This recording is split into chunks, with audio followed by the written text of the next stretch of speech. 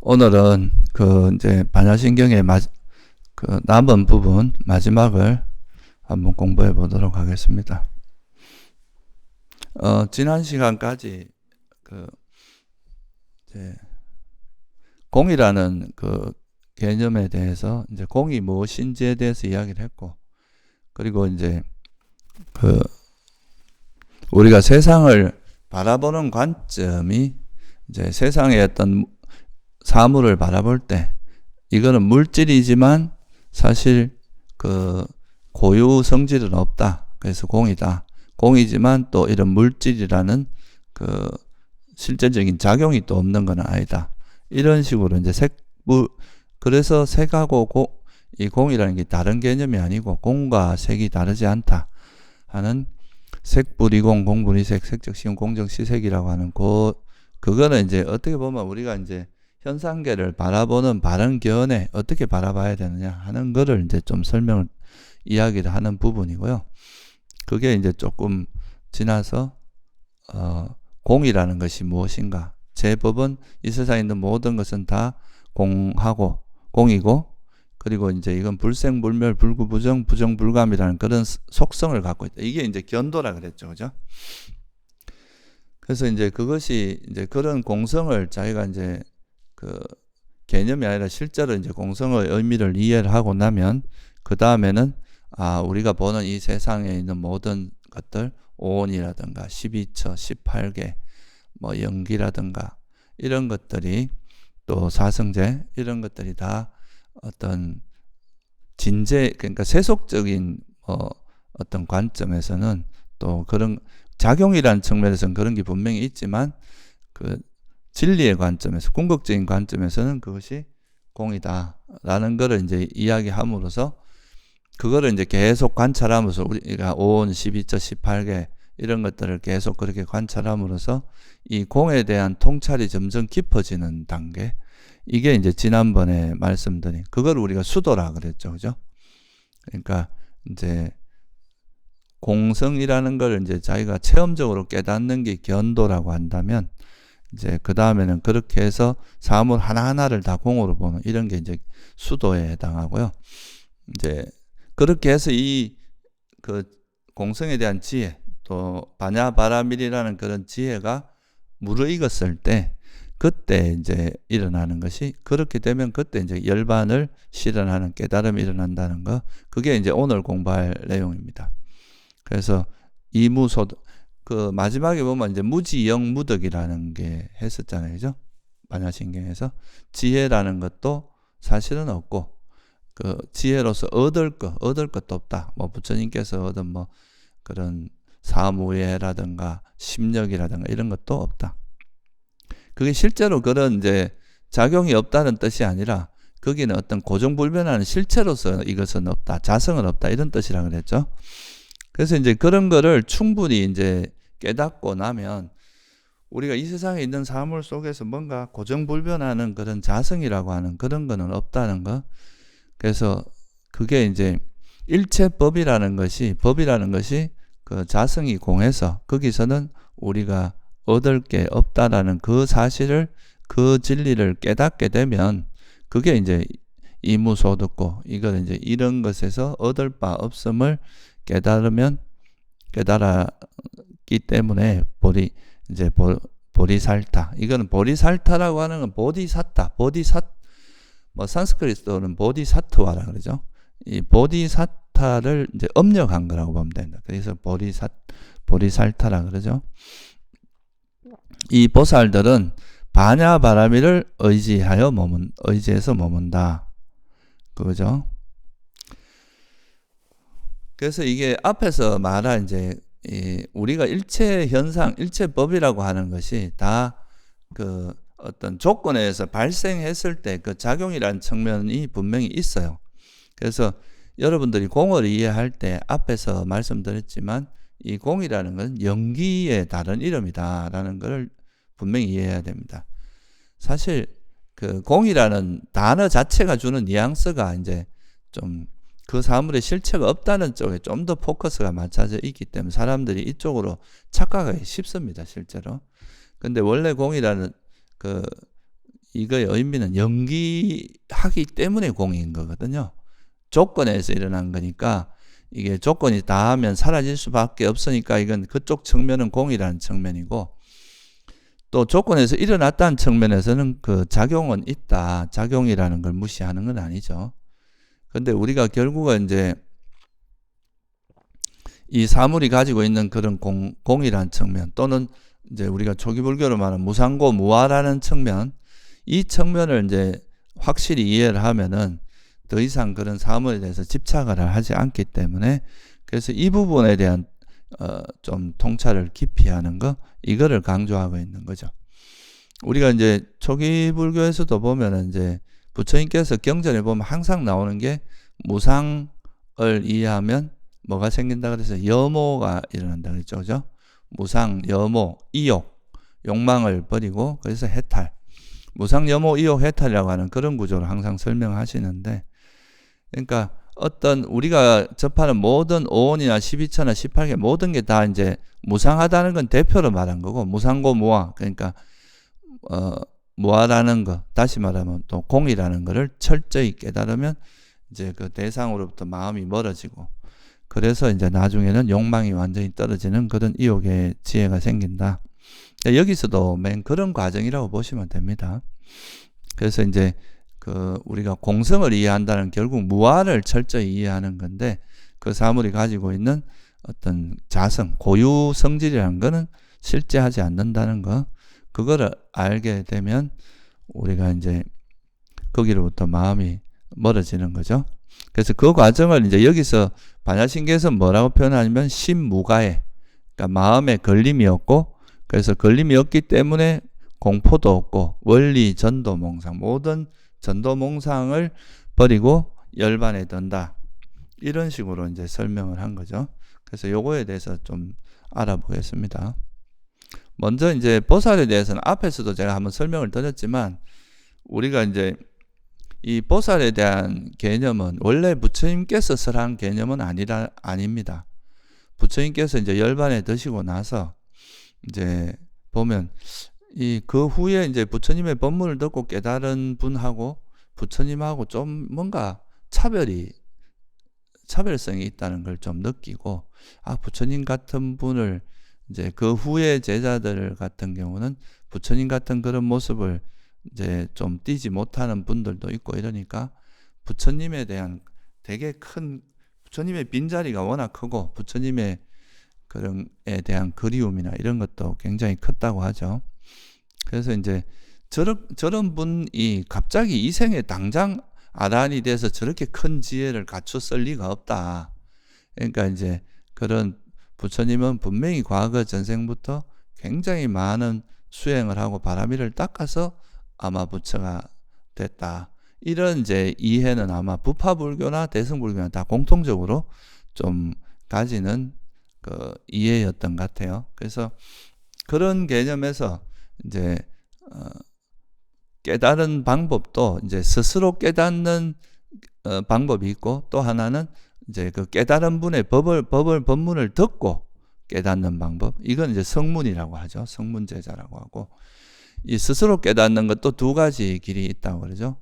이제 부처님 같이 이렇게 보살행을 통해서 깨닫는 방법이 있고, 또 영각 또는 독각이라 그래서 이제 연기를 스스로 깨달아서 깨닫는 두 가지 형태가 있는데, 특히나 이제 이런 부처님 같은 분은 오랜 세월 보살행을 통해서 그런 스스로 붓다가 돼서 중생제도에 임한다, 이런 의미에서 이제 보살이랑 개념이 좀 정착을 했고, 이거는 이제 부파불교나 대승불교나 똑같이 이 보살이라는 개념은 나중에 받아들이게 됩니다.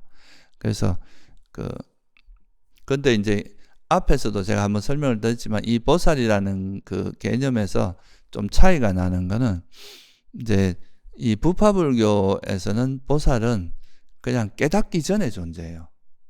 그러니까 수다원이 되기 전에 이제 어떤 특정한 조건을 만족하면 그때부터 수많은 보살행을 해서 이제 마지막 생에 이제 깨달음을 얻어가지고 그때 이제 부처가 되는 이런 개념이죠. 그러니까 이제 부파불교에서의 보살이라고 하는 건 수다원이 되기 이전에, 그러니까 깨달음을 얻기 이전에 이제 보살행을 충분히 한 다음에 깨달음을 얻어서 그때 이제 법을 설한 다음에 이제 나중에 죽음을 맞이한 부처님처럼 이제 반열반이라고 그러죠. 무여열반에 드는 그런 식으로 이제 이야기를 했고요. 그래서 이제 특히 뭐 상자부 같은 데서는 이 보살행의 기간을 최소 4성직업 10만 대급으로 이야기를 하고 있죠. 또 뭐 지혜가 우선으로 하는 것은 8화성직업 4성직업 10만 대급이면 또 이제 신심, 정진 이거에 따라서 또 8화성직업 16화성직업까지 이제 늘어간다고 이야기를 해요. 근데 대승불교에서는 3화성직업을 이야기합니다. 이제 보살이 붓다가 되는 기간을.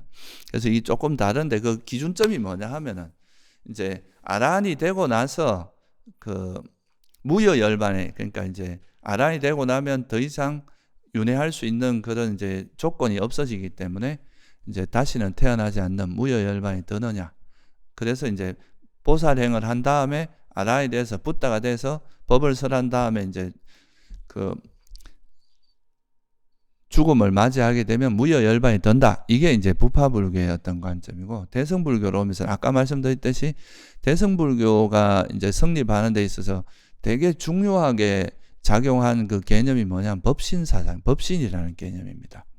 그러니까 부처님이 열반에 드셨지만 그건 육신이 죽은 거지 법신은 법신은 여전히 있다.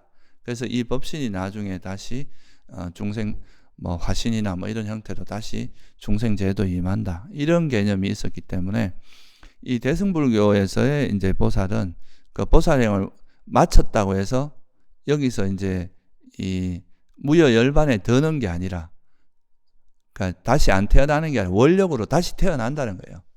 원력으로 다시 태어나서 계속 중생 제도에 임한다. 그러니까 보살이 부파불교나 초기불교에서는 보살이라는 개념은 좀 수행자의 개념이었다면 이 대승불교로 가면서는 이 보살이 거의 구원자의 개념으로 좀 바뀝니다.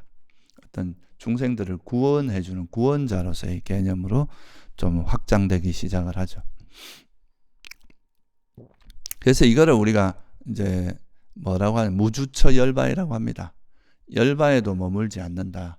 그러니까 중생 우리가 이제 윤회에도 머물지 윤회를 해서 이제 무여열반이 들어버리면 더 이상 중생 제도를 못 하니까 열반에도 머물지 않고 계속 이제 중생 제도에 임한다는 의미로서 그렇게 이야기를 하죠. 그래서 이 차이는 좀 이해를 해야 되고요. 사실 이런 이제 대승불교에서 좀 구원자로서의 그런 보살의 개념이 등장한 거는 좀 여러 가지 이유가 있습니다. 그런까지 여기서 이야기하기는 좀 길고요. 그리고 이거는 좀 어떻게 보면 불교가 좀 종교화되어 가는 과정이라고 볼 수 있어요. 그러니까 기존의 어떤 종교가 보면 절대자가 있고 그 절대자에서 구원받고 이런 거였잖아요. 근데 원래 불교는 사실 그 자력 수행이거든요. 스스로 이제 수행을 해서 깨닫는 건데, 이 대승불교를 가면서 이런 이제 좀 스스로 깨닫는 것도 있지만 뭔가 구원자로서의 어떤 그 보살의 뭐 가피라든가 보살의 어떤 원력 이런 힘으로서 좀 구원받는 이런 개념도 같이 등장한 거죠. 그래서 그런 거를 좀 이해하시고 좀 들으면 좋게요. 그래서 여기서는 이제 아무래도 반야경도 대성경전 초기 대성경전에 이제 기반해서 그러니까 특히 반야경에 기반을 해서 이제 그걸 요약한 내용이기 때문에 이것도 역시 보살의 개념은 이제 그 대승불교에서 말하는 그런 보살의 개념으로 이야기를 하고 있고, 그래서 이 보살이 이제 수행을 해 나가는 과정을 여러분들 화엄경에 보면 52단계 뭐 그런 거 들어보셨죠, 그죠? 그러니까 십신, 십주, 십행, 십회양, 십지보살. 이제 보살이 된 다음에 아까 말하는 그 견도라고 한 거 있잖아요. 깨달음, 여기서 말하는 이제 공성을 깨닫는 그 견도를 얻으면 그게 초지보살입니다. 그 이전에는 이제 기초를 따지는 거고, 초지보살부터 이제 십지보살로 충분히 닦아 나가는 과정이 지금 아까 말한 수도고, 여기서는 이제 등각 묘각이라고 하는데 묘각을 얻어서 완전히 부처가 되는 그 과정을 이야기한다고 보시면 돼요. 그래서 이제 그 완전히 이런 보살들이 이런 반야바라밀을 의지해서 나중에는 어떻게 되느냐. 그러니까 이제 반야바라밀이라고 하는 이제 모든 것을 공으로 보는 이 세상에 있는 모든 오온이라든가 또 12처, 18개 뭐 모든 것들은 다 공이다. 그래서 이걸 한마디로 말하면 나라고 하는 존재도 공으로 보고 이 세계, 이 세상이라고 하는 것도 이 세상을 구성하고 있는 그 법, 이런 법도 다 실체가 없다. 고유성질이 없다고 보는 아공법공을 이제 깨닫게 되면, 그렇게 되면 어떻게 되냐? 고심무가해라고 하죠. 그죠? 근데 이게 한자를 찾아보면 이 가자가 괴로 나옵니다. 무괴. 근데 이게 왜 가로 읽는지는 잘 모르겠어요. 저도. 그러니까 한자로 찾아보면 이게 이제 그 걸릴 괴자, 마음에 걸릴다 할 때 괴로 이제 나오는데, 그 전통적으로는 이걸 그냥 무가해로 읽는데 이게 왜 그래 되는지는 뭐 제가 찾아봐도 잘 모르겠더라고요. 하여간 뭐 지금 의미는 그게 이제 무가해라는 것은 한자로는 괴라고 하든 간에 어쨌든 이거는 이제 마음에 걸림이 없고, 걸림이 없다는 건 뭘 의미하겠어요? 결국은 이제 우리가 걸린다는 거는 가래가 있는 거잖아요. 그게 달라붙는 마음이 있으니까 자꾸 걸리는 거겠죠. 그래서 이거는 이제 우리가 모든 현상을 다 거기는 실체가 없고 무상하고 괴로움이고 무하다, 공이다 이렇게 이제 통찰을 했으니까 어떤 대상에도 우리가 거머쥐거나 걸리는 이런 게 전혀 없겠죠. 그죠? 마음이 자유로워집니다. 그래서 이제 마음에 걸림이 없고 무가해고 걸림이 없는 까닭에 이제 마음이 완전히 걸림이 없어요. 그렇기 때문에 공포도 없다. 뭐 공포라는 건 사실 이제 화의 한 형태인데 어떤 삶에 대한 공포라든가 뭔가 우리가 이 세상에 대한 공포라든가 변화에 대한 공포라든가 이런 것이 완전히 사라지게 된다. 이런 의미죠. 마음에 걸림이 없어서 공포도 사라지고 원리 전도 몽상, 이게 이제 되게 중요한데요. 그러니까 멀리 여인다. 원리라는 건 이제 여인다 이런 뜻이죠. 그러니까 전도 몽상이 완전히 버려진다. 그러니까 이제 가래도 버려지고 이제 모든 우리가 공포, 뭐 두려움 이런 것도 다 버려지고 원리 전도몽상, 모든 전도몽상이 다 버려진다. 이 전도라는 것을 이제 이해하는 것이 굉장히 중요한 개념인데요. 그러니까 이게 여기서 말한 전도라는 말은 빨리에서는 이제 위빨라사라고 하죠. 그러니까 이제 뭔가 뒤바뀌었다, 거꾸로 됐다 이런 뜻이죠. 대표적인 전도가 뭐냐 하면, 그러니까 이 세상은 그 조건에서 생긴 거기 때문에 변할 수밖에 없고 소멸할 수밖에 없는데 그걸 영원하다고 생각하는 거. 영원하다는 인식이 생기는, 이게 이제 전도몽상이 전도된 거죠. 그리고 세상은 무상한 것은 괴로움인데 이걸 행복으로 보는 거, 이것도 전도된 거죠. 그리고 이 세상은 내 마음대로 되지 않는, 내 마음대로 할 수 있는 주체가 없다. 그러니까 이것도 이제 그 힌두교나 이제 이런 인도의 전통적인 거기서는 우리 삶에는 뭔가 변하지 않는 실체로서의 영혼, 자아라는 게 있고 이 자아가 우리 삶을 이렇게 주도한다 이렇게 생각을 했어요.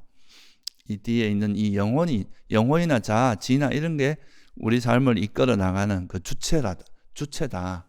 이렇게 생각했는데 부처님께서 이걸 관찰해 보니까 이제 인도의 그 브라만교나 이런 데서는 이제 그런 식으로 바라본 거죠. 근데 부처님께서 보니까 이 세상에 있는 모든 건 다 조건에서 생겨난 거예요. 조건 따라 일어났다가 조건 따라 사라지는 건데 여기에 무슨 변하지 않는 실체가 있느냐? 무상하니까 실체가 없다는 거죠. 그리고 그 뒤에서 뭔가 우리 삶을 조정하는 그런 자아라고 하는 건 없다. 그게 이제 무아의 의미입니다.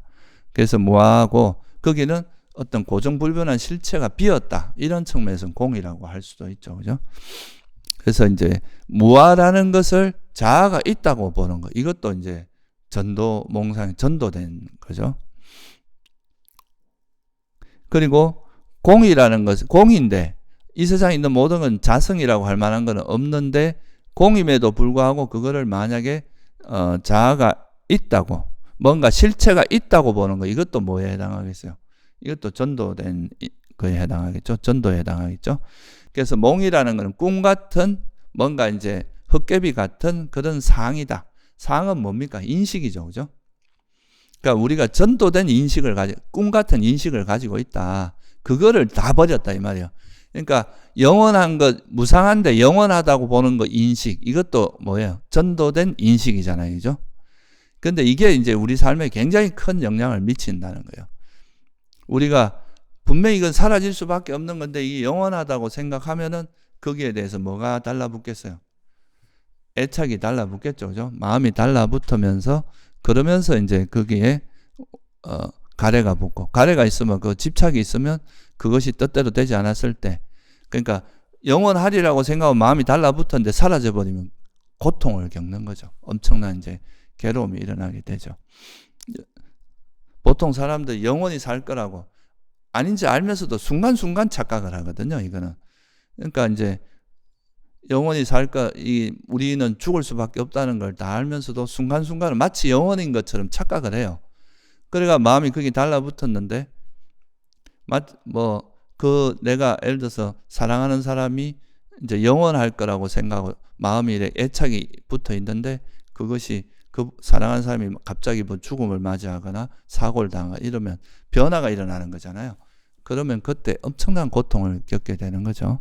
그런 게 다 그런 걸 우리가 전도 몽상이라고 합니다.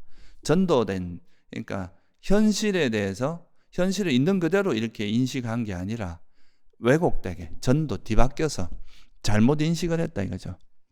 그러니까 사라지기 마련인 것을 마치 영원한 것으로 인식해버린, 영원하다고 인식한다거나 또는 괴로움인 것을 행복으로 인식한다거나. 대표적인 게 이제 우리가 보통 그 세속에서 그런 감각적 욕망을 누리는 건 뭐라고 생각합니까? 다 행복이라고 인식하잖아요. 그죠? 맛있는 거 먹고 또 막 달콤한 거 즐기고 뭐 데이트하고 뭐 이렇게 음악 듣고 이런 걸 다 이제 그런 걸 들을 때 그 욕망을 충족했을 때 오는 달콤함이 있기 때문에 그런 달콤함을 경험할 때 사람들 이걸 다 행복이라고 인식을 합니다. 그런데 좀 더 깊이 들어가 보면 이런 욕망의 이면에는 그것이 그냥 뭐 사실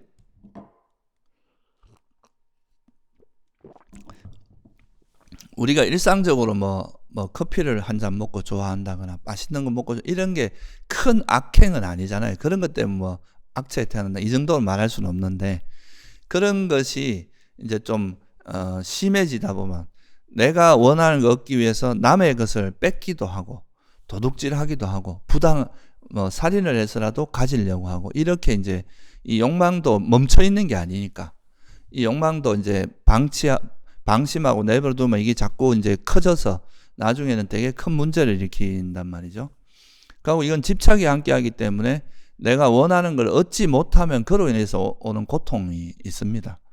그래서 분명히 감각적 욕망이라고 하는 그 감각적 쾌락이라고 하는 것이 달콤하죠. 달콤함이 있기 때문에 사람들은 세속에서는 그거 행복이라고 생각이 당연합니다. 어찌 보면.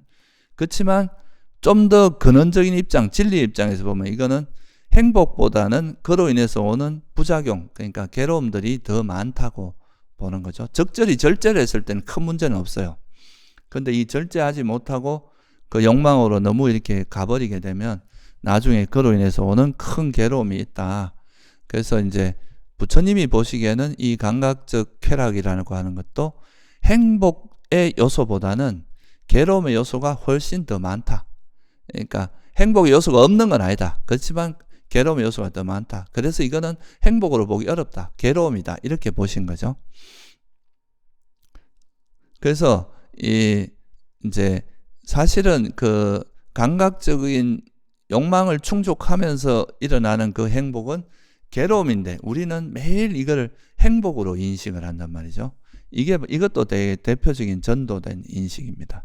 이 인식이 바뀌지 않는 이상은 내가 이걸 행복이라고 생각하면 거기에 대해서 계속 그쪽으로 마음이 갈 수밖에 없거든요. 그러니까 이거를 인식을 바꾸는 게 굉장히 중요하기 때문에 이게 바로 이것도 역시 전도 몽상이다.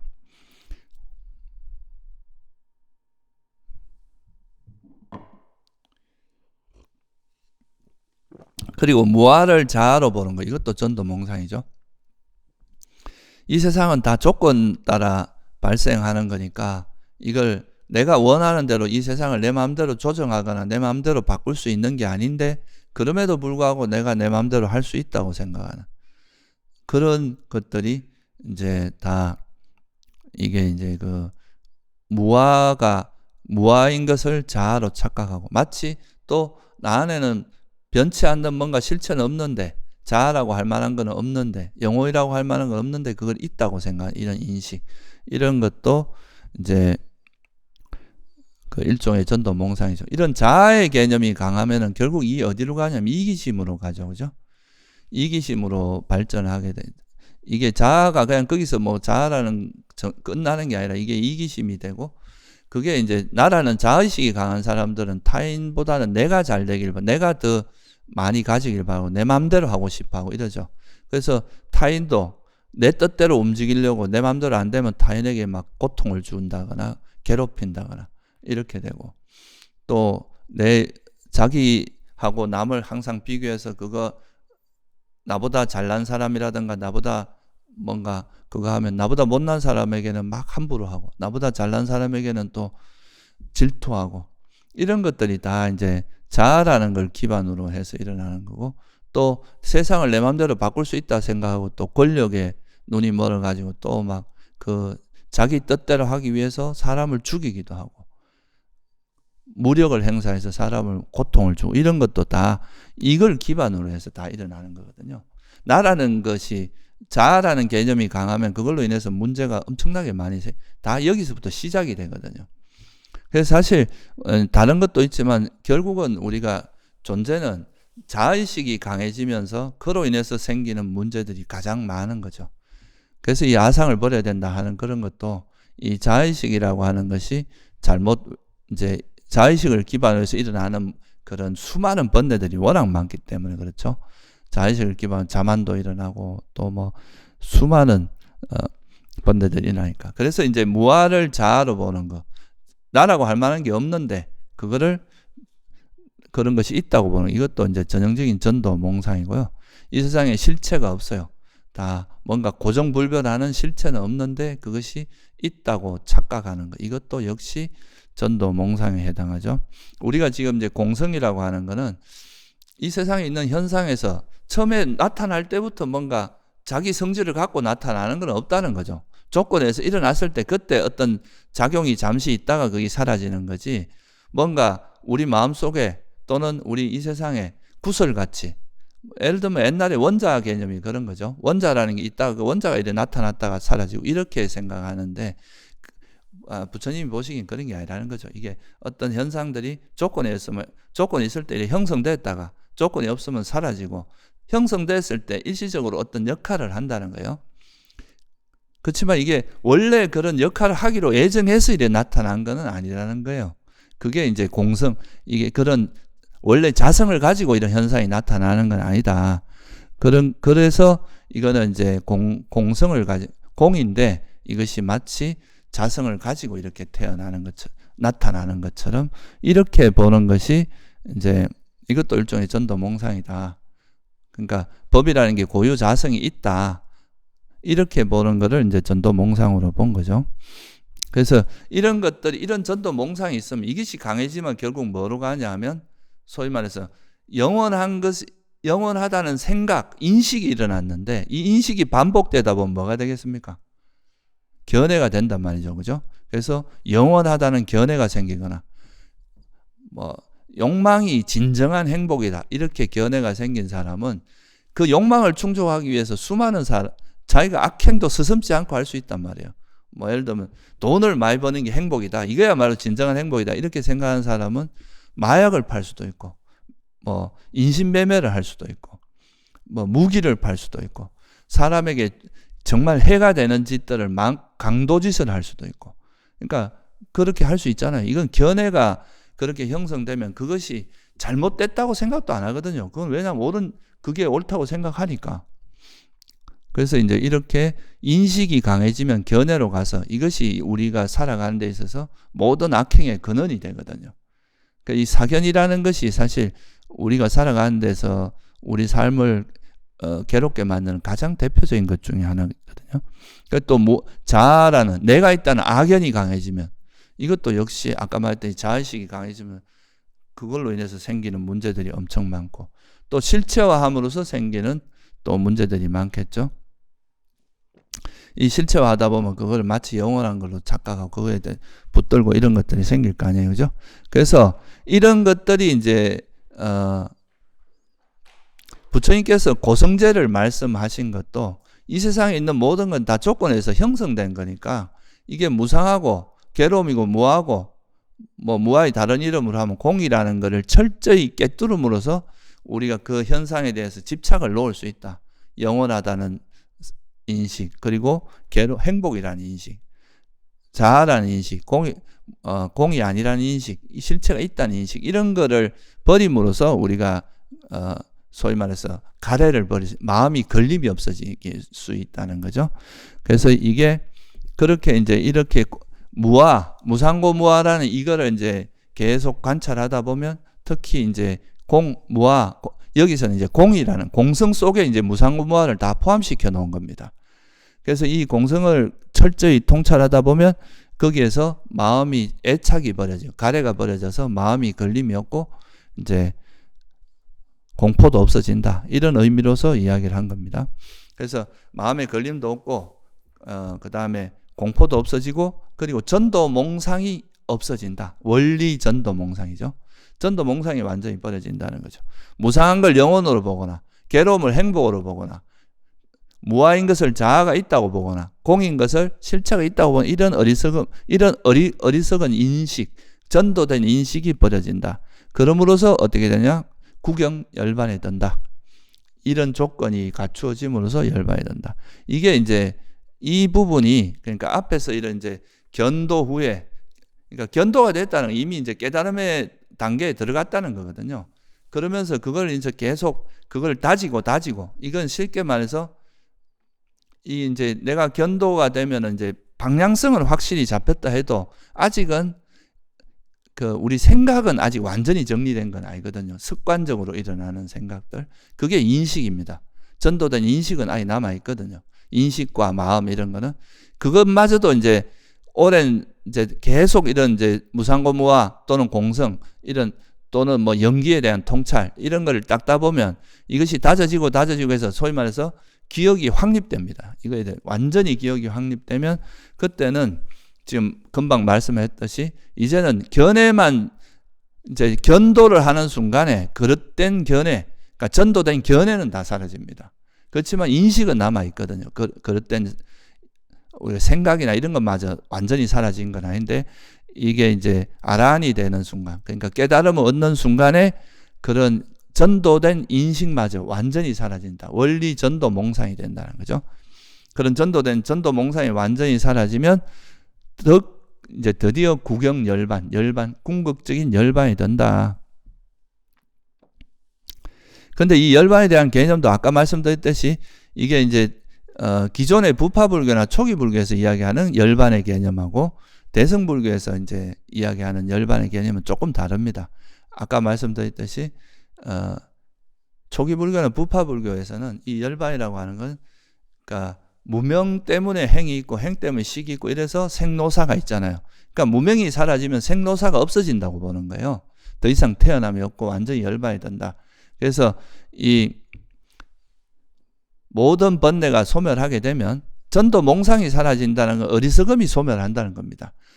전도 몽상이 사라지면 그러니까 전도된 인식이 사라지면 결국은 가래도 사라지겠죠. 그게 신무가해라고 볼 수 있고 그래서 이제 무명과 가래가 소멸하게 되면 더 이상 윤회할 수 있는 그 조건이 사라지기 때문에 그래서 이제 아란이 된 다음에 이제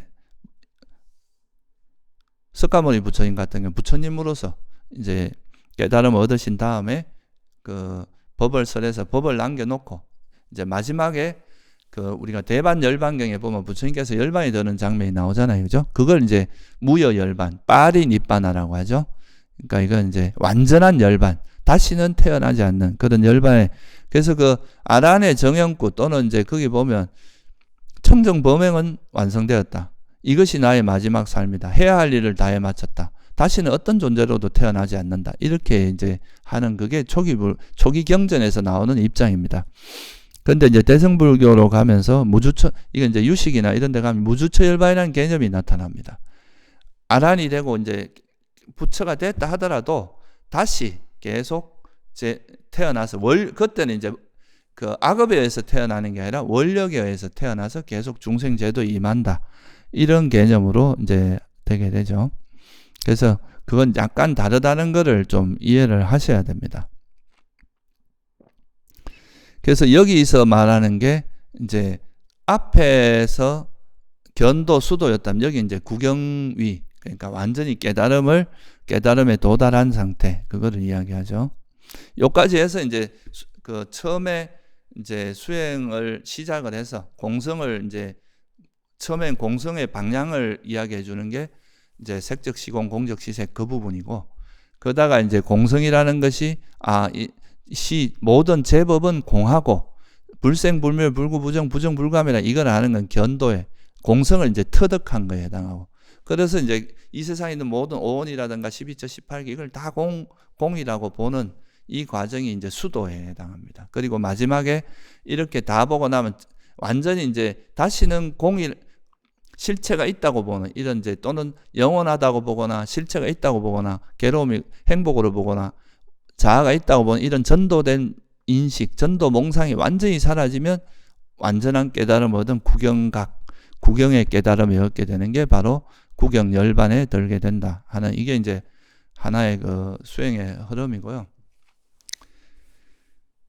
그래서 이제 3세 과거 현재 미래에 있는 모든 부처님은 다 이렇게 반야바라미를 의지해서 고득 안욕따라 삼맥삼보리를 얻었다. 안욕따라 이거는 아누따라입니다. 안욕따라랑 아누따라, 우따라라는 게 위라는 뜻이거든요. 이거보다 더 위에는 없다. 그러니까 이걸 안욕따라, 이건 음력이거든요. 원래는 안우따라예요. 그러니까 이거보다 더 위에는 없다. 그래서 무상으로 번역을 한 거고, 삼보디거든요. 그러니까 이제 바른 깨달음이다. 그래서 이거하고 하여튼 비길 만한 게 없다. 삼맥 그리고 삼보리, 그러니까 완전한 깨달음, 그러니까 바른 깨달음. 그래서 무상 정등 정각으로 번역을 한 거죠. 이게 정등이라는 이거보다 더 바른 거, 이거와 필적할 만한 바른 건 없고, 그 다음에 이게 완전한 바른 깨달음이다. 그래서 무상 정등 정각, 이거는 부처님의 그 다른 이름 중에 하나죠, 그죠? 우리가 여기 우리 아까 예불 할 때 읽었던 것 중에 정등각자, 바르게 깨달은 분이시며 이런 거 나오잖아요. 이게 무상정등 정각을 얻은 분, 부처님에 대한, 이거는 이제 아라한들한테는 이런 말을 안 쓰거든요. 근데 이제 부처님에게만 쓰는 그런 겁니다. 우리가 깨달음에도 아까 우리가 이제 수행을 할 때 세 가지 형태가 있다 그랬죠. 스스로 깨닫는 사람이 있고, 그 다음에 이제 그 깨달은 분의 법문을 듣고 깨닫는 게 있는데, 벽지불이라고 하는 이제 독각은 스스로 깨닫기는 했는데 남한테 이래 법문을 하지 못한다 그래요. 그래서 실제로 법문을 할 수 있는 분은 보살로서 이제 무상정등 정각을 얻은 보살이 이제 깨달음을 얻으면 그분에 의해서 법을 설하는데, 그 법문을 듣고 깨닫는 그 깨달음을 이제 제자로서 깨달음 또는 아란의 깨달음, 성문이라고 이야기하죠. 그죠? 우리가 보통 성문이라고 하잖아요. 그래서 깨달음에는 보면 부처로서의 깨달음이 이제 보살의 깨달음, 보살로서 깨닫는 게 있고, 영각, 그러니까 스스로 깨닫는 독각이라 하기도 하죠. 그러니까 영각의 깨달음이 있고, 그 다음에 이제 이 부처님이 이 세상에 나셔서 그 부처님의 법문을 듣고 깨닫는 것은 성문이라고 합니다. 그래서 이렇게 세 가지가 있는데, 여기서 말하는 무상정등 정각은 이 대승불교는 대부분 다 모든 사람이 이제 부처가 되는 것을 강조하고 그걸 중요하게 생각을 하잖아요. 그래서 붓다로서, 그러니까 스스로 보살행을 해서 삼화성 직업에 가까운 그런 보살행을 한 다음에 부처로서 깨닫는 거, 이게 바로 그 안욕따라 삼맥삼보리, 그죠? 이 세상에 있었던 모든 부처님이 다 이 과정을 거치지 않고 깨달은 건 없다, 이런 이야기를 하는 겁니다. 다 반야바라미를 의지해서 그런 깨달음을 얻었다. 그래서 이 여러분들이 알아라. 그러므로 알아야 된다. 이 반야바라밀이라고 하는 것은 정말 이 반야바라밀이라고 하는 이 지혜는 시대 신주, 정말 위대한 주문이고 만트라, 이제 주문이라는 게 만트라의 번역이죠, 그죠? 그래서 이제 그런 주문이고 시대 명주, 이거는 이제 굉장히 밝은, 그러니까 지혜를 갖춘 그런 주문이고 무상, 시무상주, 더 이상 이거보다 높은 건 없고 시무 등등 이거보다 필적할 만한 것이 없고 이 반야바라밀이라고 하는 것에 의해서 우리가 그 전도몽상, 모든 그 전도몽상을 버리고 그리고 마음도 신무가해가 되고 모든 공포도 버리고 이러니까 이 반야바라밀이 모든 고통을 제거해주는 주문이다. 그리고 이것은 실제로 허망한 게 아니다. 이 지혜를 닦는 게 아무 의미가 없는 게 아니라 이 지혜를 닦는 것이 굉장히 이익이 크고 진실된 거다. 이런 의미로 이제 찬탄을 하는 거죠. 그러면서 이제 고설 반야바라밀따주, 그러면 반야바라밀의 주문을 설하겠다. 그게 뭐냐? 아제, 바라아제, 바라성아제, 모지사바 이거다 이거죠.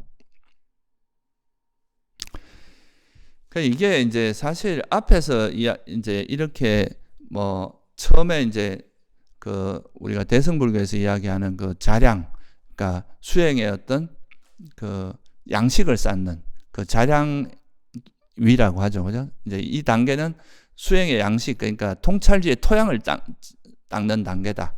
그 다음에 가행, 그래가지고 이제 노력을 하는 단계, 노력을 가하는 단계, 실제 수행을 하는 가행위가 있고, 그 다음에 이제 그걸로 인해서 깨달음을 얻는 게 통달위거든요. 견도라고 하기도 하고, 그 깨달음을 얻고, 그 다음에 그거 깨달음을 얻었다고 해도 방향성은 잡혔지만 아직 우리 마음의 습관 같은 건 남아있으니까 그거를 닦아 나가는 과정이 수도입니다. 그래서 수도가 되고, 그 수도를 통해서 완전히 이제 이 견해가 완전히 다져져서 모든 이제 견해는 바로 잡혔지만 인식마저 완전히 바로 잡히면 그게 이제 구경위, 깨달음으로 가는 그런 과정인데요. 그 과정을 의인화했다고 이야기를 해요. 이 아제, 바라아제, 바라성아제, 모지사바 이거를 이 5가지 글자에, 그러니까 아제라는 말은 그 양식을 쌓는 그 자량위를 뜻하는 거고, 또 한 번 더 아제라는 거는 가행, 수행을 하라는 가행위에 해당하고, 바라아제, 이건 바라아제라는 건 저 언덕으로 아제라는 건 가라 이 말이잖아요, 그죠? 그러니까 가라. 근데 파라가떼라는 건 저 언덕으로 가라. 그러니까 이건 이제 이 언덕에서 저 언덕으로 갔으니까 이때 바라아제는 견도, 그러니까 깨달음의 견도를 이야기한다고 하고, 바라성아제 이거는 수도, 이제 좀 더 완전하게 닦아 나가는 거고, 그 다음에 이제 모지스바 이거는 보디라는 깨달음을 이제 얻은 상태를 이야기하는 거니까 이게 구경위, 구경 열반을 얻은 상태다 이렇게 표현하는 거죠. 근데 이게 뭐 이분들이 원래 이 경을 쓸 때부터 이런 의도를 갖고 쓴지 모르겠는데 뒤에 그렇게 해석을 한 건지 그건 모르겠어요. 그렇지만 하여튼 지금 보통 이제 그 이 대성경 반야신경을 해석하는 그 이제 뭐 대표적인 그 해석 그 형태를 보면 그렇게 이야기를 합니다. 그래서 앞에 그거는 이제 구체적으로 조금 더 구체적으로 이야기한 거고, 뒤에 이 주문은 짧게 해서 아주 지혜가 뛰어난 사람 이 말만 들어도 무슨 말인지 안다. 그런데 이거 갖고 알 사람이 있을까요? 하여튼 뭐 그래서 이제 뒤에 이 주문을 설했다 이렇게 해서 이제 마무리를 하고 있는데요. 그러니까 이거를 이제 초기 불교로 이야기를 하자면 우리가 이제 무상고무아를 알기 위해서는 제일 먼저 선행돼야 될 게 뭡니까? 물질과 정신이 뭔지를 알아야 될 거 아니에요, 그죠? 우리가 이 현상계를, 나라고 하는 존재와 현상계를 이해하는 게 필요한데, 그거를 한마디로 이제 오온에 대한 이해 또는 물질과 정신에 대한 이해 이렇게 말할 수 있겠죠, 그죠? 물질과 정신을 파악하는 그런 지혜가 필요하고, 그리고 이 세상에 있는 모든 건 또 이 조건에 의해서 발생한 거잖아요, 그죠? 그래서 이 조건을 이제 이해해야 되고, 그리고 조건에 의해서 생긴 걸 알면은 이 조건 따라 생긴 거니까 무상고 무아라는 것도 알게 될 거 아니에요, 그죠? 이거는 이제 이것도 일종의 그 아재하는 그 이제 준비하는 단계, 거기에 해당한다고 할 수 있어요. 그리고 또 이런 물질과 정신에 대한 지혜, 조건에 대한 지혜, 무상고무화에 대한 지혜를 개발하기 위해서는 또 우리 마음이 어떻게 돼야 됩니까? 삼매라는 게 필요하잖아요. 그죠? 그러면 또 정도 있어야 되잖아요. 삼매도 닦아야 되잖아요. 그리고 이 삼매가 이루어지기 위해서는 또 뭐가 기반이 돼야 돼요? 계라는 게 기반이 돼야 되잖아요. 계행이. 그래서 사실 이거는 앞에 이제 이 과정은 사실 팔정도를 닦는 과정이라고 말할 수가 있어요. 이게 팔정도를 닦으면서 이제 계를 지키고 또 삼매를 닦다 보면 거기서 물질과 정신에 대한 이해도 생기고 조건에 대한, 그러니까 이 세상에 있는 모든 건 다 조건에 의해서 일어난다는 조건에 대한 이해도 생기고, 그러면 조건 이것이 있을 때는 일어나고 조건이 다하면 사라지니까 이거는 조건이 일어났을 때 사라진다는 건 무상하다는 의미고, 그 무상고무화라는 거, 그런 이해로 이어지게 되잖아요.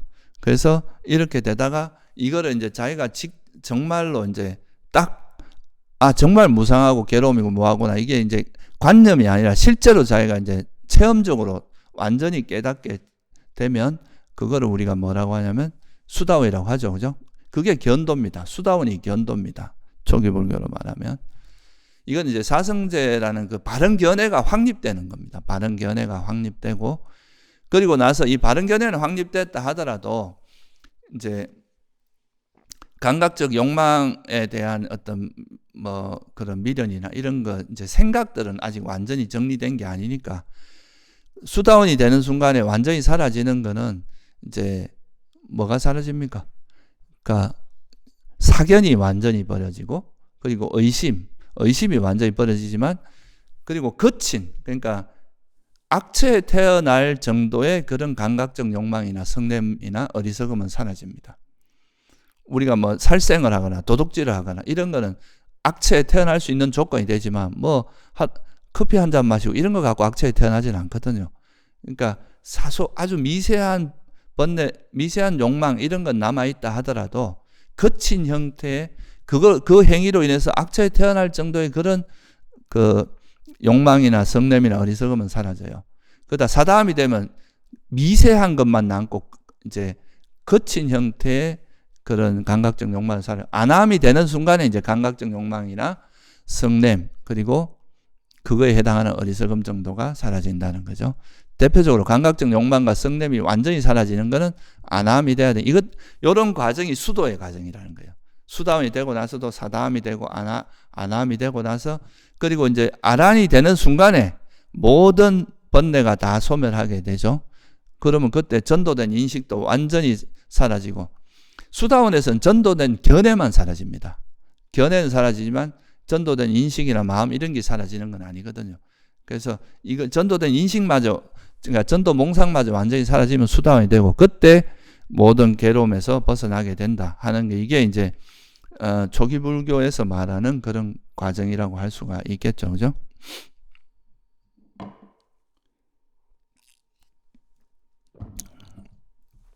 그래서 큰 흐름은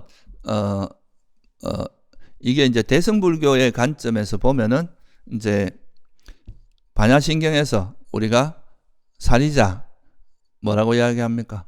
색불이공, 공불이색, 색적시공, 공적시색, 수상행식, 역불식. 이건 이제 사물을 어떻게 봐야 되는가, 이 견해를 이렇게 알려주는 거예요. 볼 때 중도적으로 봐라.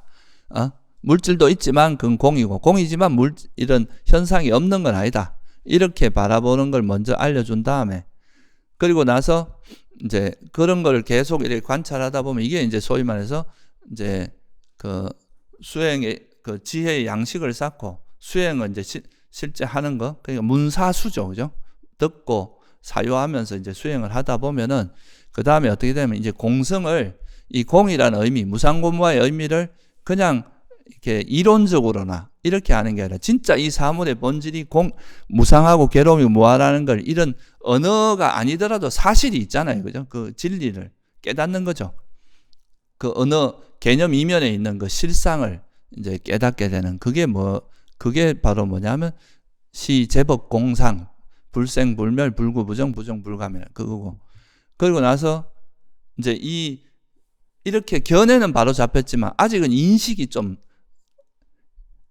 전도된 인식이 남아 있잖아요. 그죠? 아직도 이게 뭔가 실체가 있는 것처럼, 개념에 뭔가 실체가 있는 것처럼 보는 그게 남아 있는데, 그거를 계속 버리기 위해서 계속 반복해서 이제 그거를 훈련하는 과정이 뭐예요? 공중무색, 무수상행식, 뭐 무한계 내지 무식, 이게 이제 5온 12처 18개 뭐 이런, 그 다음에 12연기, 그 다음에 뭐 사성제 이런 거를 계속 관하는 그 과정이 수도에 계속 그거를 이제 익혀나가는 과정이고, 그렇게 하다 보면 이제 마지막에 신무가해가 되고, 신무가해 무유공포 원리 전도몽상, 완전히 모든 전도몽상이 떠버려진 그게 국영열반이다, 이렇게 이해할 수가 있는 거죠. 그죠? 이것도 나름대로 그 프로세스가 있습니다. 그 경전 속에 수행을 어떻게 해나가는지 그 과정에 대해서 어느 정도 이제 설명을 해 놓은 거고요. 그게 이제 아까 말씀드렸듯이 초기 불교적인 관점에서 이야기를 하자면, 이제 이게 처음에 우리가 팔정도를 실천하면서 그 팔정도를 통해서 개정해를 닦고, 그 개정해 특히 해를 닦을 때 이제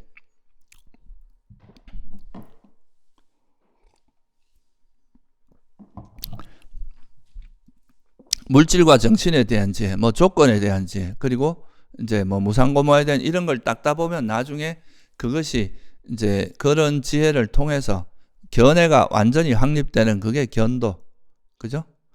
여기서는 반야신경에서는 공성만 가지고 이야기했지만은 실제 초기 경전에서는 이 공성뿐만 아니라 무상고 무아에 대한 통찰, 그러니까 사성제를 확실히 이해하는 거, 이게 이제 견도에 해당하고, 그 다음에 그래서 사성제에 대해서 견해에 대해서는 확립이 됐지만 그 인식적인 측면에서 아직도 빈틈이 있거든요. 그래서 수다원은 부분적으로 확립된 거라고 이야기해요. 그 이제 사띠가 부분적으로 기억이 부분적으로 확립됐다. 그래서 이걸 계속 다지다 보면 이제 모든 그릇된 인식들이 다 사라지고 마지막에 그 과정이 수도에 해당합니다. 수다원 다음에 이제 사담, 아남 이렇게 그 이제 성장하는 그 과정. 그리고 아라한이 되는 순간 이제 아라한이 되면 모든 그 전도된 인식들이 다 사라질 거 아니에요. 그죠? 그게 바로 이제 무학. 더 이상 배울 게 없는 무학도. 그렇게 해서 초기 경전에서 보면 이제 이것도 역시 그 부파불교 시대에도 보면은 이제 자량, 가행 요까지는 비슷하고, 그 다음에 견도, 수도, 무학도 이렇게 표현하죠. 그러니까 이 과정 전체적인 흐름은 비슷한데, 단지 이제 아까 제가 말씀드렸듯이 그 조금 차이점이 나는 게 몇 가지 있는데, 그거를 제가 좀 말씀드리고 이제 오늘 마무리하도록 할게요. 그러니까 일단은 이제 아란이 됐다 하더라도 이제 예를 들면 지금 이제 달라이라마나 또 이제 티베트 불교나 이런 이제 현재 대승 불교에서는 그런 식으로 이야기하는 경우가 많습니다. 아란이 된다 하더라도 절대 식은 멈추지 않는다. 식은 계속 지속된다. 그렇게 이야기해요. 식이 절대 멈춰지지 않고, 그래서 아란이 됐다 하더라도, 깨달음을 얻었다 하더라도 그 식은 계속되기 때문에 원생으로 태어나서 계속 보살행을 할 수밖에 없다. 이렇게 이야기를 합니다. 그게 이제 무주처 열반이고, 그러니까 무여 열반을 좀 인정을 안 하는 거죠. 완전히 열반이 되는 그것 자체를. 근데 저는 개인적으로 이제 이렇게 생각을 합니다. 그걸 만약에 그렇다 칩시다. 그렇다면은 여러분들 빨리 아란 되는 게 좋아요. 그죠? 아란이 돼도 어차피 태어나서 영원히 보살행을 할 건데, 그럼 빨리 아란 돼가지고 번뇌 없는 상태에서 보살행을 하는 게 훨씬 안전한 거 아니에요. 그죠?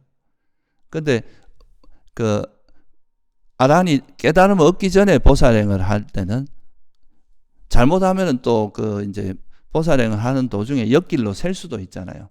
그렇기 때문에 위험 요소가 있잖아요. 그런데 만약에 아란이 다시 태어날 수 있다면 빨리 아란 돼가지고 그 어차피 다시 태어날 거니까 열심히 보살행을 하는 것이 훨씬 안전하고 좋은 길이다.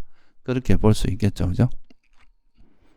그래서 그거는 좀 약간은 종교적인 요소가 좀 가미된 거라고 저는 생각합니다. 근데 이게 워낙 또 이제 대승불교도 이게 워낙 큰 흐름이고, 또 티베트 불교나 이런 거는 또 이제 그거를 또 상징적인 지금 현재 있는 되게 큰 그런 단체고, 그래서 근데 이거는 사실 좁혀지기가 어려운 부분이에요. 이거는 이제 어떤 거를 우리가 받아들이냐에 따라 다르기 때문에.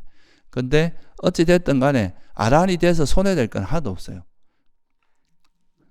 여러분들이 아란이 되면 뭐 만약에 초기 불교 입장이면 뭐 열반이 들면 모든 괴로움에서 벗어날 거고, 만약에 대승불교 있으면 아란이 돼도 태어난다면 그때부터 보살령 하시면 돼. 열심히 중생제도에 임하시면 되니까 일단은 하루라도 빨리 아란이 되는 것이 훨씬 유리하다, 이렇게 볼 수 있는 거죠.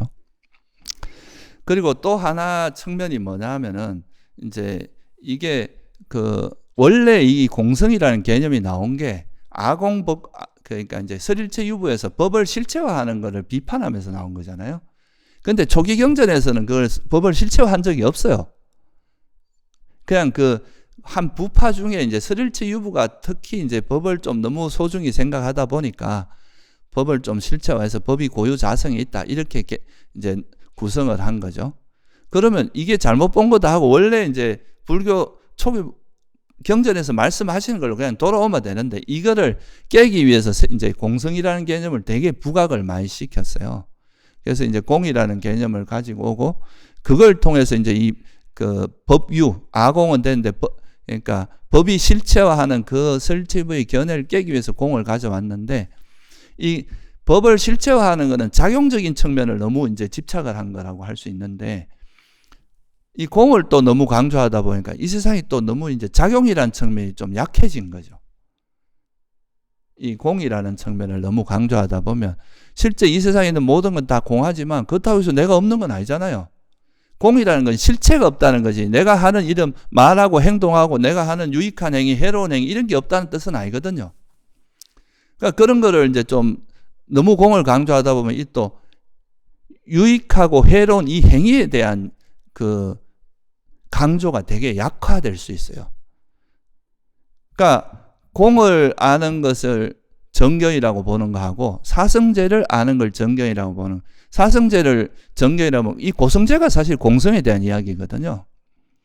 근데 사성제는 또 뭐가 있습니까? 이 세상이 다 공하고 다 무상고 뭐하고 실체도 없지만 우리가 그 중에서 우리 마음에서 탐욕이나 성냄이나 어리석음이 일끔 해롭다, 그리고 탐욕이 없고 성냄이 없고 어리석음이 없는 팔정도를 실천하고 뭐 칠각지를 닦고 이런 거는 유익하다고 하는 집성제와 도성제가 있잖아요. 그죠?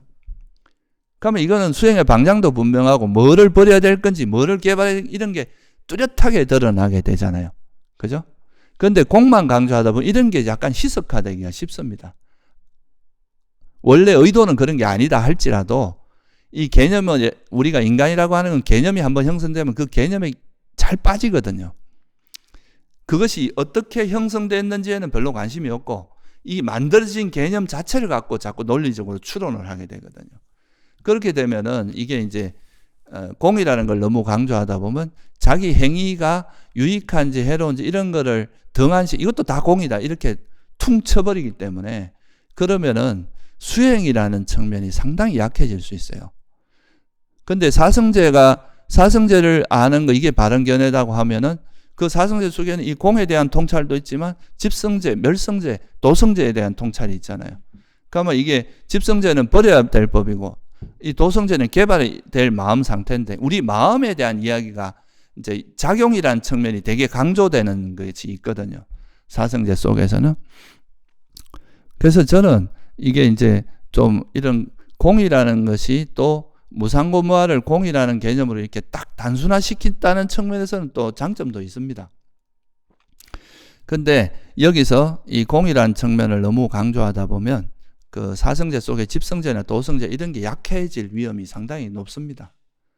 그래서 이왕이면 그 공이라는 개념을 아시더라도 또 사성제 중에서 이게 고성제에 해당한다고 이해하고 또 집성제나 도성제, 멸성제 이런 거에 대해서 좀 더 철저히 이해하는 것이 필요하다. 그래서 오히려 바른 견해를 그냥 사성제에 대해서 아는 것이 바른 견해, 이렇게 하면은 더 명확한데, 이게 이제 아무래도 대승불교로 가면서 특히 중간학파나 이런 데서는 이 수행의 체계 자체가, 이거 구성 자체를 공을 모르는 것이 어리석음이고 공을 통찰하는 것이 이제 수행이고 이런 식으로 약간 이제 또 공을 강조하다 보니까 약간 개념이 그렇게 좀 구성이 되다 보면 수행의 방향이 약간 핀트가 건날 수도 있는 측면도 있다는 거죠. 그래서 사실은 이게 어떻게 보면 초기 불교는 그대로 있는데 그걸 이해하는 이제 설일체 유부의 견해를 깨기 위해서 공이라는 개념이 나왔고, 공을 강조하다 보니까 제가 말씀드린 이런 이제 너무 허무공, 허무공, 악치공 이런 쪽으로 흘러가니까 이거에 대한 반작용으로 또 나온 게 뭐냐 하면 유식이거든요. 다 공이지만 식이라는 거는 실제한다. 또 이렇게 이야기를 한 거죠. 그러니까 이런 식으로 흘러가다 보니까 이게 이제 원래 부처님 가르침보다는 각 부파의 견해를 다투면서 철학적으로 서로 이렇게 논쟁하면서 그게 이제 좀 주된 게 되는 이런 방향으로 흘러간 측면도 없잖아 있거든요. 그래서 오히려 그 수행이 좀 복잡해지고, 여러분들이 아마 절에 오래 다녀도 중론이 뭔지 유식이 뭔지 이런 거 아는 분들이 별로 많지는 않을 겁니다. 어려워요. 그 내용이 되게 철학적인 내용이고, 웬만한 사람들은 그 내용 자체를 이해하는 게 쉽지가 않을 정도로 그게 복잡하거든요. 근데 부처님은 그렇게 복잡한 이야기를 한 게 아니라 우리가 괴로움을 어떻게 하면 버릴 수 있고, 괴로움이 뭔지, 괴로움의 원인이 뭔지, 괴로움은 버려진 상태가 어떤 상태인지, 괴로움을 어떻게 하면 버릴 수 있는지 요 딱 4가지만 단순하게 설명을 하셨거든요. 그러니까 이거를 잘 알면은 우리가 모든 사람이 다 그 괴로움에서 벗어날 수가 있는데, 이런 이제 이것이 어찌 보면 철학적으로는 상당히 발전하고 또 보면은 개념 자체가 되게 세련되고 이런 건 있는데 이게 너무 복잡해지고 현학적으로 되니까 오히려 이제 수행하는 데는 좀 그 수행을 하는 그 이론 자체를 이해하는 게 너무 어려워져 버렸어요. 그래서 오히려 저는 이게 이렇게 하는 것보다는 좀 초기 불교의 가르침을 좀 더 귀 기울이는 것이 훨씬 더 수행하는 데는 쉽고 유익하다 하는 거를, 그러니까 그냥 이렇게 이게 좀 문제가 잘못되면 원래로 돌아가면 되는데 이거를 비판하기 위해서 새로운 이론을 만들고 이러다 보니까 이게 더 복잡해진 거예요. 그냥 뭐 원래대로 돌아가는 게 훨씬 편하죠. 지금처럼 이제 다양성, 이게 불교가 너무 다양화되고 이렇게 좀 이런 상태에서는 원래 초기 경전에서 어떻게 말했는지 이거를 좀 기준으로 보면서 재해석을 해 나가는 것이 불교를 좀 제대로 이해하는 데 훨씬 도움이 되고 그렇습니다. 그래서 이 반야신경 자체는 제가 보기에 뭐 그렇게 초기 불교하고 그렇게 맥락이 다르거나 아주 이제 완전히 좀 이상한 이야기 이런 건 저는 아니라고 봐요. 그렇지만 아까 말씀드렸듯이 이 공이라는 개념 자체가 연기를 기반으로 하고 있거든요. 연기하기 때문에 공이고, 중이라는 개념을 되게 강조한 개념인데, 근데 이거를 그렇게 연기나 중의 관점에서 이해하는 게 아니라 대부분의 사람들이 공의 한쪽 면에서 이해하는 경우가 되게 많거든요.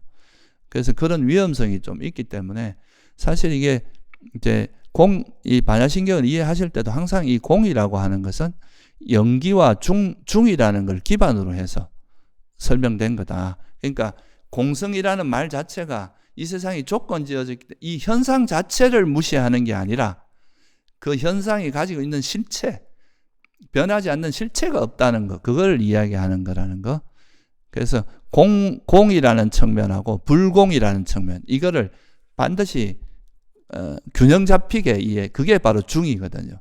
그래서 이거를 이제 나중에 중간학파에서는 공과 중이라는 3단어로 이제 정리를 한 거죠.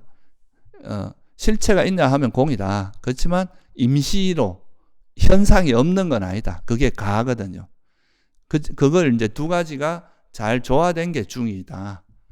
공과 중이라는 게 둘이 아니라 같은 이야기를 다른 측면에서 하는 이런 관점을 확실히 알고 이 반야신경을 봐야지, 잘못하면은 이 되게 허무주의나 극단적인 허무주의로 빠질 위험이 많습니다.